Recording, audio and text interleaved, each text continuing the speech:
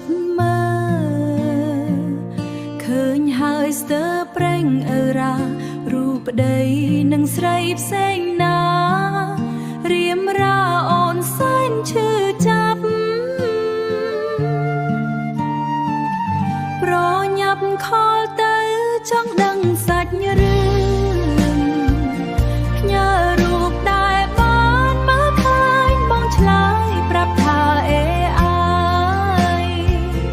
គេកាន់ស្រីផ្សេងមកដឹងក្បែរកាយលឺហើយនៅស្ងៀមមិនស្ដីចរណៃអូនហូរទឹកភ្នែកចរណៃអូនហូរទឹកភ្នែកគួរហងធ្វើអ្វីប្តីសំឡាញ់ចិត្តអូនដឹងការពិតយូរហើយប្រថ្លៃតែដើម្បីកូនអូនស៊ូទ្រាំនៅរីងរៃ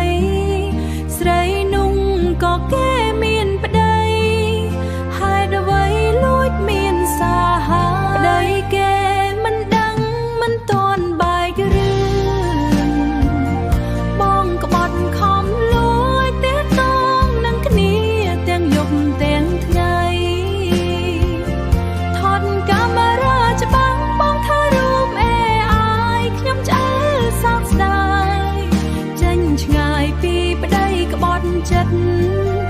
ចេញឆ្ងាយពីប្តីក្បត់ចិត្តចេញឆ្ងាយពីប្តីក្បត់ចិត្ត